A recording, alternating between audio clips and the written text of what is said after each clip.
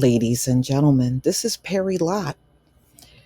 Perry Lott has been in jail since 1987 for graping and burglarizing. And according to, the DNA, he didn't commit any crime.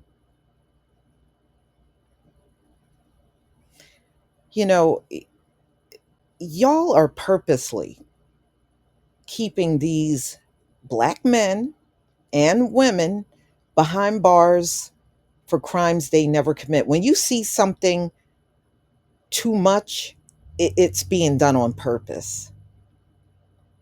And plus, the fact that you never hear a big public outcry, it's because you don't care. As long as it's one of us, you don't care. The next time you take into your head that you want to come around us and tell us that you're good people, you can miss us all. For real. Just miss us all altogether. Sit in each other's faces and tell each other that you're good people because we're not trying to hear you. So let's get into this story. An Oklahoma judge on Tuesday exonerated a man who spent 30 years in prison for a crime he did not commit. So, mm, mm, mm. The judge, Stephen Kessinger, he issued a final order that vacates Perry Lott's conviction and permanently dismisses the case. I have never lost hope that this day would come. Lott, 61. So he was a man, he was what, 31? Wow. That's a shame. This is just pathetic. So he said this in a statement. I had faith that the truth would prevail. Mm, mm, mm. So I can finally shut this door and move on with my life. Lott was released from prison in 2018 after DNA results first came to light, but only after agreeing to deal with the former DA, Paul Smith, to modify his sentence. The agreement allowed Lott to leave prison and remain free while his motion to vacate was litigated. At this time, Smith said the DNA evidence did not conclude Lott as a suspect.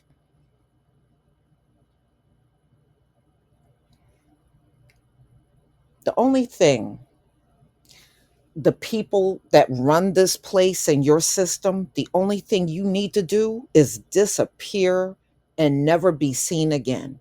That's all y'all need to do. But earlier this year, the Innocence Project, which helped to free Lott, that really sucks. Y'all just think about this. The same people that put this innocent man away for 30 years got organizations to make themselves look like heroes when they set free people that had no business being in there in the first place. No, you don't get no pat on the back for that. No, no, no. What you're doing is not heroic at all. Oh, no, you get nothing for that. So, the Innocent Projects with help, it helped free Lott from an incarceration he had no business being into, approached newly elected DA DaEric Johnson, who reviewed the case and agreed the conviction should be vacated. 5 years ago, all evidence pointed to his innocence, but he was denied justice. Innocence Project senior staff attorney, Anand Sutton. This is what he said in a statement. We are grateful to DA DaEric Johnson for this commitment to righting this wrong. Yeah, but This system is the one that committed the wrong, starting with the cop that picked this man up for a crime that he never committed. That's where it all began. So in 2014, the survivor of the attack told the investigator that she was scared to pick the wrong man in the lineup, and nothing specific made her choose Lot as her attacker, according to the Innocence Project. The group says the eyewitness misidentification is the leading contributing factor of wrong convictions and has contributed to 64% of the Innocent Project's 245 exonerations and releases. No, which means that them folks are terrible at IDing people. That's what it means. They are terrible at IDing people. And they seem to be wrong 64% of the time. That's pretty high. That's pretty high. No, you're just real bad at it. So, wow. They said it was irrefutable evidence of Lot's innocence, and it was blatant miscarriage of justice. This unwillingness to acknowledge the truth, in addition to the systemic factors at play in Mr. Lott's wrongful conviction, cost him 35 precious years and have plagued other wrongful convictions for decades. Oklahoma state law requires a conviction to be vacated in order for a wrongfully convicted person to be able to seek up to, oh my goodness, $175,000 in compensation from the state for 35 years. 175,000.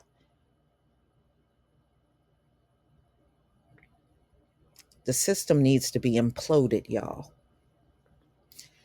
Lott's case occurred around the same time and in the same county, where the convictions of Tommy Ward and Carl Fonot, whose cases came under intense scrutiny and have been the subject of numerous books, including John Grisham's The Innocent Man.